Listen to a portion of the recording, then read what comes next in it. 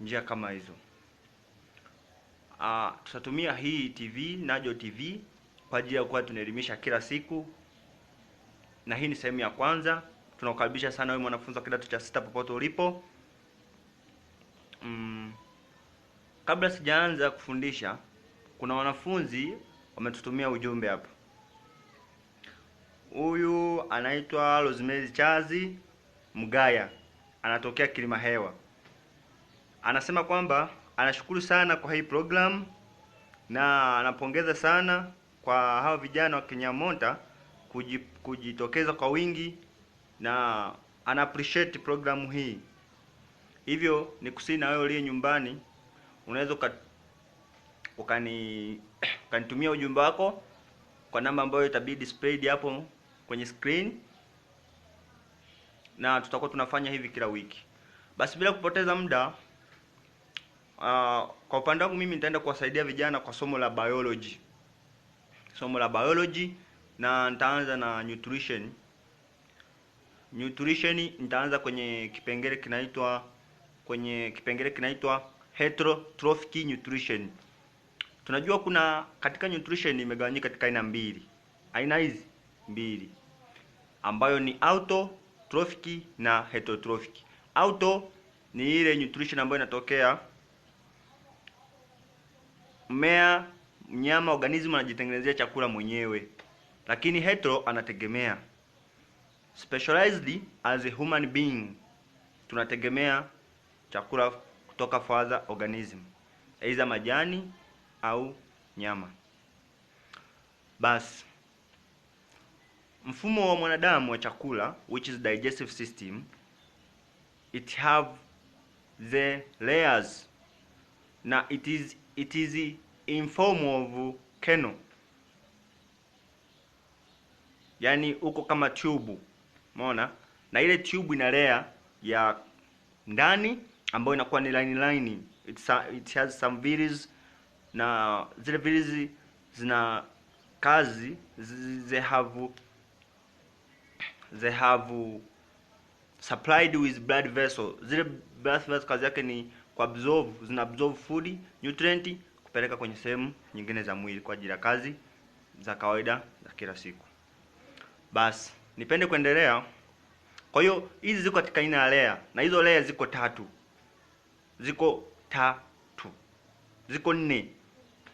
Hizo layer ziko 4, nyingine iliongezwa na wataalamu wa Kinyamonta, waliongeza nyingine ambayo inaitwa Najo's concept. Basi hizi layer ziko za aina 3. Kuna ya kwanza kabisa iliyo ndani ile, iwe kwenye tube, iwe kwenye tumbo, esophagus, duodenum, small intestine, large intestine, zote zina hizi layer 4. Ya ndani kabisa inaitwa mucosa. Ukitoka kwenye mucosa unakuja layer inayofuata juu, inaitwa moleculus, inaitwa submucosa. Ukitoka submucosa unakuja layer inayofuata. Layer inayofuata, ndugu mwanafunzi mtazamaji, inaitwa moleculus externa. Na layer ya mwisho ambayo ni ya juu ya top cover, ambayo sasa unaweza kaushika utumbo kama ni ile layer ya juu ile, inaitwa cellulosa. Kwa hiyo naanza kuchambua layer moja moja kwa leo. Tukianza na layer ya juu ile ya ndani ambayo inaitwa mucosa. Layer ya mucosa imegawanyika katika sehemu 3. Sehemu 3. Sema sehemu 3. Sawa. Sehemu ya kwanza inaitwa Epithelia cell. Sehemu ya pili inaitwa lamina propria, na ya tatu ya mwisho tunaita moleculus mucosa. Tukianza na hii ya Epithelia tissue, Epithelia cell contain with the Epithelia cell which secreting mucus. Na unajua kabisa tumbo lazima liwe katika mfumo wa uteute, majimaji, kwa sababu tunakula vitu vigumu. Mfano, kuna mtolee mwanafunzi mmoja anaitwa Devi. Huyu Devi anaishi Kahama. Anakula makande. Makande ni magumu, kwa hiyo tumbo lazima liwe katika mfumo fulani wa uteute ili kutelezesha ile nini, kutelezesha ile chakula kiweze kupita katika hali ya mfumo vizuri. Kwa hiyo ile mucus ndio iko katika mfumo huo. Kwa kazi mbili za Epithelia cell ni kusecrete mucus, ambapo mucus yenyewe na kazi mbili. Kazi ya kwanza lubricate food, ya pili prevent self digestive of the stomach au esophagus or any tube, kwa sababu isipokuwepo hiyo, basi kuna baadhi ya seli zina secrete digestive enzymes. Kwa hiyo zile zitafanya kazi ya kudigest ile tumbo zenyewe. Kwa hiyo hii inakuwa kama layer ambayo ina separate between the digestive enzymes function and this secreting cell, na maisha yanaenda. Tumemaliza kazi ya Epithelia. Tunakuja kazi ya sehemu ya pili ambayo kwenye mucosa ambayo inaitwa lamina propria. Lamina propria yenyewe kazi yake ni connect tissue na ina blood vessel, haina kazi nyingi. Ni kama layer tu ambayo inapitisha damu, ina mishipa ya damu. Bila kuchelewa twende katika layer ambayo inafuata molecular mucosa. Yenyewe kazi yake ni kusupply au kusupport enfolding between submucosa na mucosa. Kwa hapa tumemaliza kwenye mucosa. Tunaenda kwenye layer inayofuata ya pili ambayo inaitwa submucosa.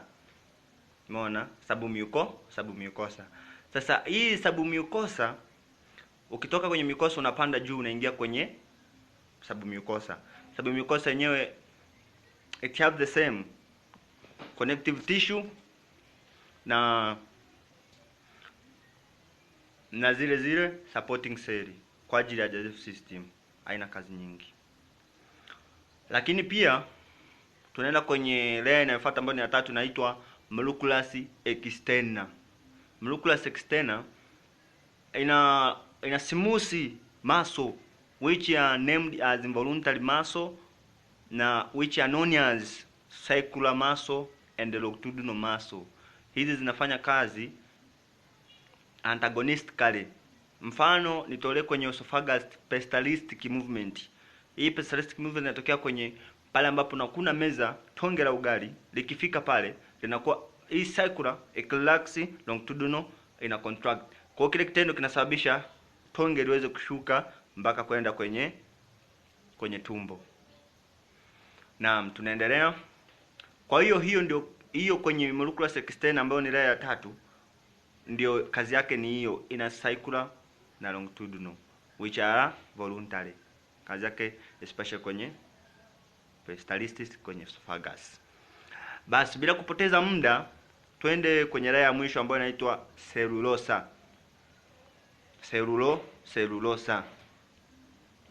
Kwenye cellulosa ile ni layer ambayo iko juu, top cover ile. Mfano ukiwa unakata utumbo, unajua wengi mnapenda kula nyama. Nyinyi wanafunzi wengi wanapendaga sana kula nyama. Sijui ni ulafi. Kwa hiyo ile mnaonaga ile layer ya juu ile unayoshika ile unakata ile. Unashika ile inaitwa ndio inaitwa sasa cellulosa ile. Kwa ile ni outer cover.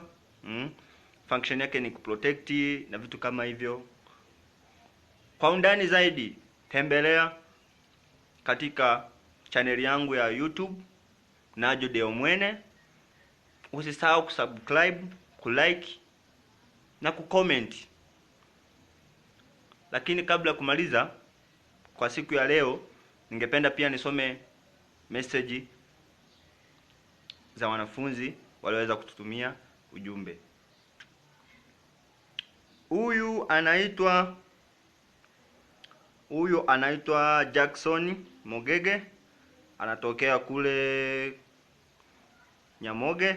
Anasema kwamba ameappreciate sana the lesson, na anasema tupate moyo na sisi tukaahidi wanafunzi tutapata moyo wa kufundisha zaidi na zaidi na zaidi na zaidi. Tumejitolea kwa ajili ya kuwasaidia nyie wadogo zetu. Mimi ni watoto wangu hao. Form 6 hao ni watoto wangu. Kwa hiyo nimejitolea mimi kuwasaidia watoto wangu katika hili swala la corona. Kwa hiyo tupo pamoja watoto wangu, msijali. Tutakuwa pamoja. Hili ni pindi la kwanza. Usisahau kufuatilia pindi linalokuja la pili. Kuwa makini sana. Ningeshauri uwe na peni na daftari pembeni na noti. Sina la zaidi. Nikukumbushe tembelea katika channel yangu ya YouTube Najo Deo Mwene. Usisahau kusubscribe, kucomment na kulike. Bye bye.